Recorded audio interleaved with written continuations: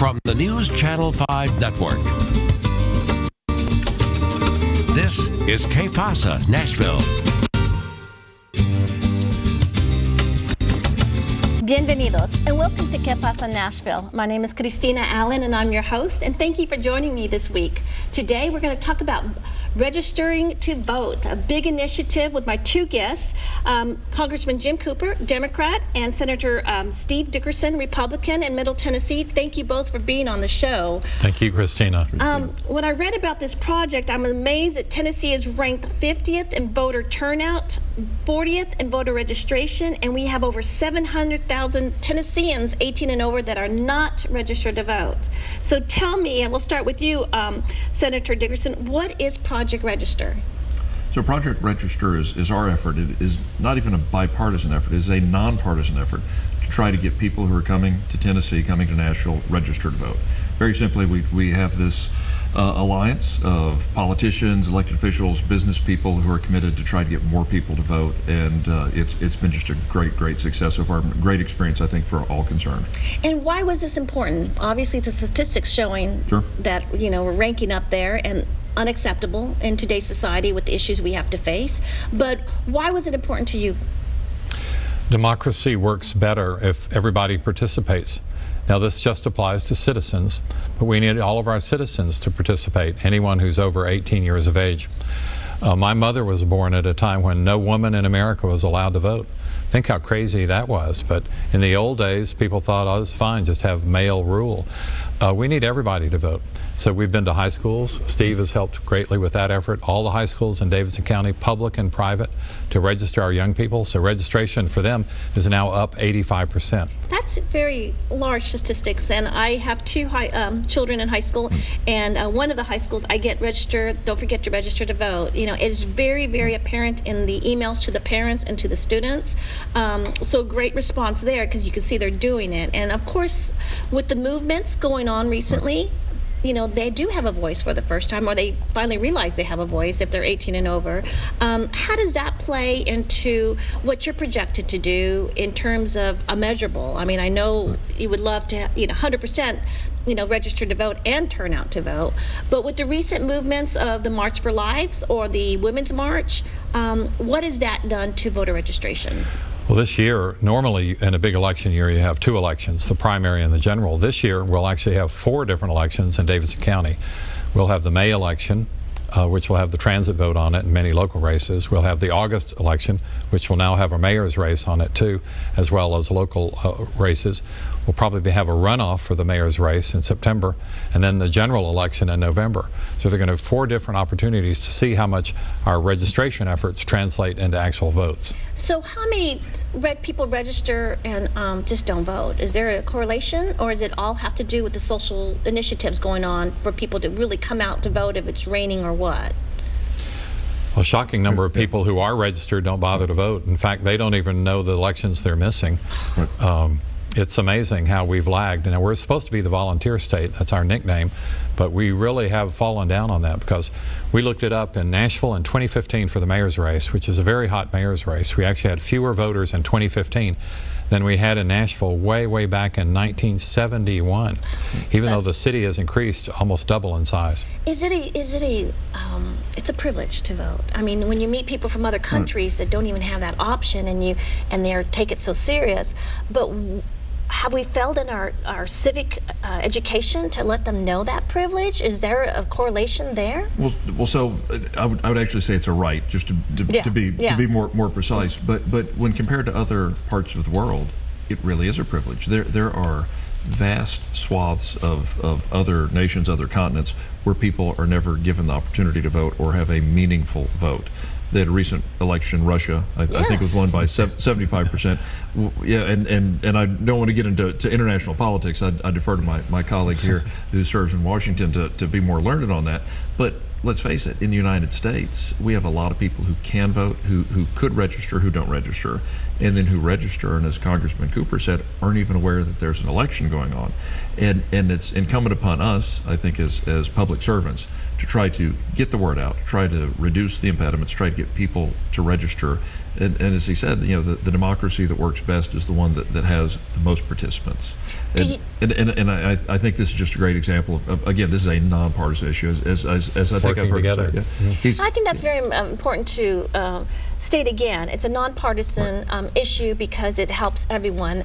A few stories is that one, my friend from Argentina who lives here now as a citizen, when the when Bush won by the Supreme Court ruling, he was amazed at the democracy that we accepted those rulings because we trust our government. Where he said in his country they would have gone to the streets and burnt down things. And it was a profound moment thinking, oh my gosh, we do trust our system, we do trust our government, but we have to vote. And so whatever election, whatever political party, whoever's in office, that's their right, their voting turnout, and that's the way it is. And it can be changed if you register. Exactly. And it goes back hundreds of years. I think George Washington probably set the tone for this, but the peaceful transition of power in our country, where whoever loses accepts the defeat and hopefully graciously encourages the winner to succeed and will do whatever he or she can to assist. And that's what we're known for. It is, and again, I think that is almost as defining as our right to vote is, that we accept the sort of the sanctity of the electoral process. Now, do we have problems with it? Can we do better? Can we get more people registered? Of course, but the general principle, I think everybody buys into it. So I'm going to tell you a story. When I was in 9th grade, I'm the youngest of 5. My brother was press secretary of a candidate running for governor, and Governor Anaya ended up winning. So my brother, in my mind, won. So we went out 4 in the morning to put flags on 4th of July. We registered people to vote, and my dad on his flatbed, you know, wrote a sign with a bell and went around the rural neighborhoods. Embarrassing as it was, it got me hooked into believing in politics and registering to vote. Recently, with all these marches, you know, I see all these signs, you know, my sign would say register to vote, you know, because that's really the answer. Again, I'm going to go back to the recent marches.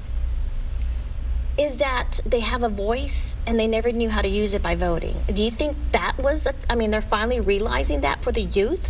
Because if you're 85% of 18-year-olds are registering, I think is that the statistic, you know, they're realizing they have power in that vote, which they never probably thought they did. They'll have power if they use their registration and then go ahead and vote. There's two and then vote for the candidates that support their points of view. Correct. Now, we're not trying to tell anybody how to vote here.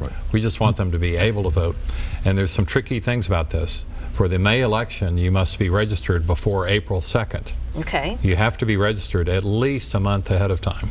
And we will have on the screen the website of GoVoteTN.com. That's www.govotetn.com, and that gives you a direct link. I looked it up. It seems very easy to do to register. Tennessee finally got that last year. We're the 36th state to have that, but that enables our young people, especially who love their smartphones, to go ahead and register online. But also, where's the challenge? Is it the adults?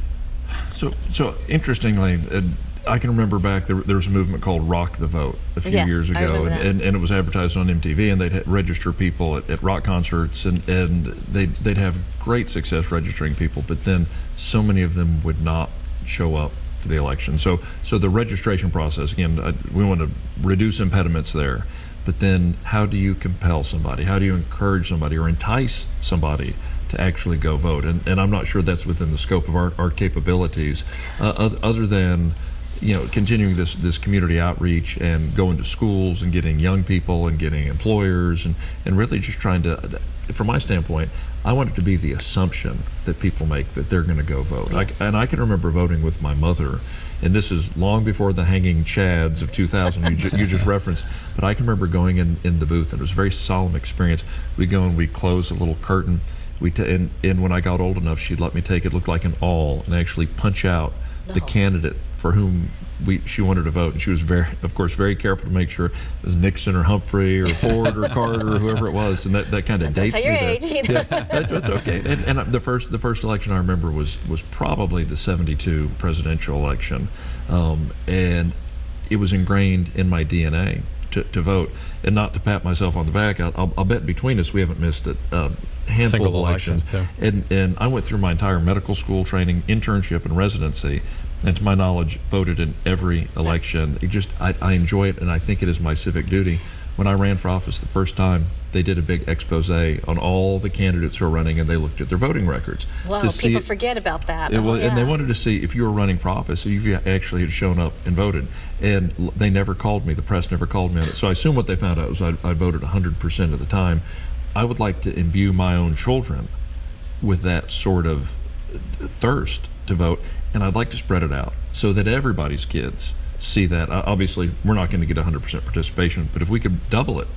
And let's just back up a step. What are the requirements that I have here is a U.S. citizen must be registered and be a U.S. citizen, at least 18 years of age or on or before the date of the next election. So we're looking at April 2nd. You have to be 18.